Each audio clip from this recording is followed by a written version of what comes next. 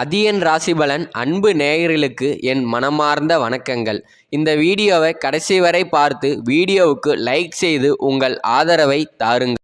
எங்கும் நிறைந்திருக்கும் பரம்பொருளின் அருளாசியோடும் அறிவு கடவுளோடும் எம்பெருமான் முருகனின் திருவடித் தாமரைகளை மனதார பிரார்த்தித்தலும் இந்த விசேஷ பதிவை நாம் தொடங்குகிறோம். ஓம் முருகா போற்றி, ஓம் சரவணபவ என்ற மந்திரம் உங்கள் உள்ளத்தில் ஒலிக்கட்டும். ஆன்மீகத்தின் மீது அதீத பற்று கொண்ட ராசிபலன் நேயர்கள் அனைவருக்கும் எனது பணிவான வணக்கங்கள். காலம் என்பது இறைவனின் கையில் இருந்தாலும் கேளிகளின் இயக்கம் நமது வாழ்வின் இன்ப துன்பங்களை தீர்மானிப்பதில் முக்கிய பங்கு வகிக்கிறது.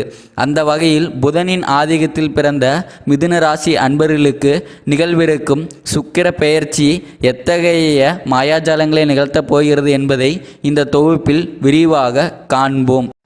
அன்பு மிதுன ராசியினரின் தனித்துவமான குணாதிசயங்கள். ஜோதிட மண்டலத்தில் 3வது ராசியான மிதுனம் உபய ராசி என்று அழைக்கப்படுகிறது. காற்று தனிமம் கொண்ட இந்த ராசிக்காரர்கள் அறிவாற்றலிலும் சாதுரியமான பேச்சிலும் மற்றவர்களை விஞ்சியவர்கள். முடிவெடுக்கும் திறன். நீங்கள் ஒரு காரியத்தில் இறங்கிவிட்டால் அதில் வெற்றி பெறாமல் ஓயமாட்டீர்கள். செவ்வாயின் வேகமும் புதனின் விவேகமும் கலந்த கலவை நீங்கள். கோபம், காதல், நட்பு என எதை வெளிப்படுத்தினாலும் அதில் ஒரு தீவிரம் இருக்கும். ஒருவரை நண்பராக ஏற்றுக்கொண்டால் அவருக்காக எதையும் செய்ய துணியும் தியாக உள்ளம் கொண்டவர்கள்.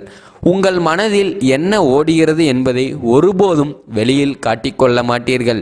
உங்கள் திட்டங்கள் இரகசியமாகவே இருக்கும்.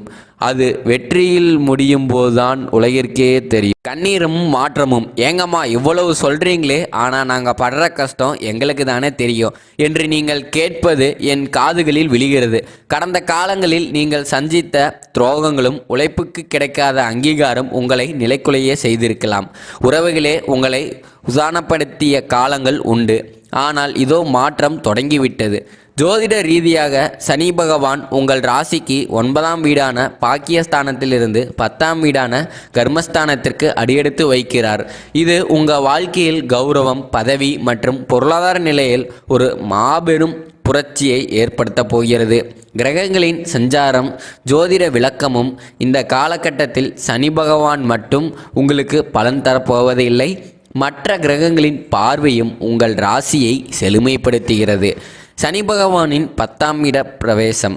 10ஆம் இடம் என்பது தொழில் மற்றும் கீர்த்தியை குறிக்கும். சனி பகவான் இங்கு அமர்வதால் செய்யும் தொழிலே தெய்வம் என்ற நிலைக்கு நீங்கள் வருவீர்கள். உழைப்பிற்குரிய ஊதியம் தாமதமானாலும் அது இரட்டிப்பாகதான் கிடைக்கும். குரு பகவானின் 7ஆம் இடத்து பார்வை. குரு பகவான் தனது 7ஆம் பார்வையால் உங்கள் ராசியை பார்ப்பது குரு பார்க்க கோடி நன்மை என்ற பழமொழிக்கேற்ப உங்களை தேடி நல்ல வழிகாட்டிகளை வரவைக்கும். பெரிய மனிதர்களின் நட்பு உங்கள் அந்தஸ்தை உயர்த்தும். சனிப்பெயர்ச்சி தரும் அற்புத மாற்றங்கள். குடும்பம் மற்றும் திருமண பாக்கியம். நீண்ட நாட்களாகவே தள்ளிப்போன சுபகாரியங்கள் இனி கைகூடும். 7ஆம் இடத்து குருவின் அருளால் தகுந்த வரன் அமையும். குறிப்பாக ராகு கேது தோஷங்களால் பாதிக்கப்பட்டவர்களுக்கு விடிவு காலம் பிறக்கும். குழந்தை பாக்கியம் இல்லாத தம்பதிகளுக்கு புத்திர பாக்கியம் என்னும் பெரும் வரம் கிடைக்கப் போகிறது. சொத்து மற்றும் வழக்குகள். பூர்வீக சொத்துக்களில் இருந்த வில்லங்கள் விளங்கும். பங்காளி சண்டை முடிவுக்கு வந்து உங்கள் பங்கு உள்ளங்களுக்கு சேரும். நீதிமன்ற வழக்குகளில் இழுபறி நீங்கி நீதி உங்கள் பக்கம் நிற்கும். தொழில் மற்றும் பொருளாதார முன்னேற்றம்.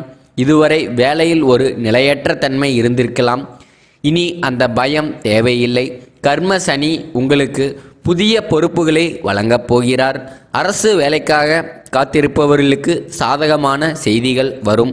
தனியார் துறையில் இருப்பவர்களுக்கு பதவி உயர்வு, ப்ரமோஷன் மற்றும் ஊதிய உயர்வு நிச்சயம் உண்டு.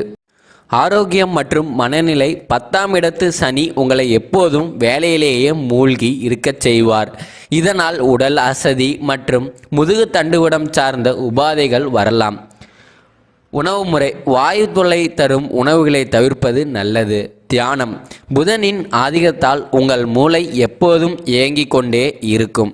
இதை கட்டுப்படுத்தவும் மன அமைதி பெறவும் தினமும் காலையில் தியானம் செய்வது சிறந்தது. தன்னம்பிக்கை. என்னால் முடியும் என்ற நேர்மை எண்ணத்தை வளர்த்து கொள்ளுங்கள். நீங்கள் வீழ்ந்ததாக உலகம் நினைக்கும்போது பீனிக்ஸ் பறவை போல எழுந்து வருவதே மிதுனத்தின் குணம். இரகசிய காப்பு. வெற்றியின் சூத்திரம். இந்த காலத்தில் நீங்கள் கடைபிடிக்க வேண்டிய மிக முக்கியமான விஷயம் மௌனம். உங்களுக்கு ஒரு நல்ல விஷயம் நடக்கிறது என்றால் அதை முழுமையாக முடிந்து கையில் கிடைக்கும் வரை வெளியில் சொல்லாதீர்கள். ஜோதிட ரீதியாக பார்த்தால் 10ஆம் இடத்து சனி கீர்த்தியை தருவார், அதே சமயம் கண்டிஷ்டியையும் தருவார். உங்கள் மகிழ்ச்சியான சமூக வலைத்தளங்களில் பகிரும் போது கவனமாக இருங்கள். மற்றவர்களின் பொறாமை பார்வை உங்கள் முன்னேற்றத்தை தடை செய்யாமல் இருக்க உங்கள் திட்டங்களை இரகசியமாக வைத்திருங்கள். ஊமை கண்ட கனவு போல உங்கள் வெற்றியை சாதித்து காட்டுங்கள். சனி பகவான் 10ஆம் இடத்தில் அமர்ந்து தனது 3ஆம் பார்வையாக உங்கள் ராசிக்கு 12ஆம் இடத்தையும் 7ஆம் பார்வையாக 4வது இடத்தையும் மற்றும் 10ஆம் பார்வையாக 7ஆம் இடத்தையும் பார்க்க போகிறார். வீண் அலைச்சல்கள் மற்றும் மருத்துவ செலவுகள் கட்டுக்கள் வரும். சுப விரயங்கள், வீடு வாங்குதல், சுபகாரியங்கள் அதிகரிக்கும். 4ஆம் இடம் பார்வையால் தாயாரின் உடல் நலத்தில் கவனம் தேவை. சொத்து சம்பந்தமான சிக்கல்கள் பேசி தீர்க்கப்படும். 7ஆம் இட பார்வையால் புதிய கூட்டாளிகள் இணைவார்கள். ஆனால் யாரையும் கண்மூடித்தனமாக நம்ப வேண்டாம் என்பதே சனி பகவான் உங்களுக்கு தரும் எச்சரிக்கை. மிதுன ராசிக்காரர்கள் இந்த சனி பெயர்ச்சி காலத்தில் சில தந்திரங்களை கையாள வேண்டும்.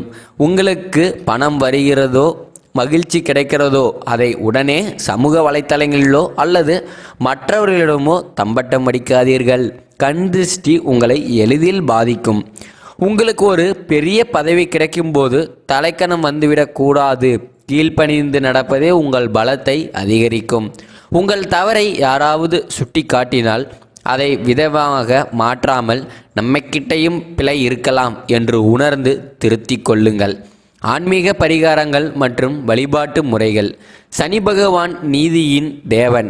அவரை வழிபடுவதன் மூலம் சங்கடங்களை குறைக்கலாம். விநாயகர் வழிபாடு. தினசரி காலையில் எழுந்து 5 முறை ஓம் கணபதி நம என்று கூறி பிள்ளையாரை வணக்குங்கள். இது காரிய தடைகளை நீக்கும். ஆஞ்சநேயர் தரிசனம். சனிக்கிழமைகளில் ஆஞ்சநேயருக்கு வெற்றிலை மாலை சாற்றி புத்தியும் மலரும் வேண்டிக் கொள்ளுங்கள். சனி பகவானின் தாக்கம் உங்களை அணுகாது.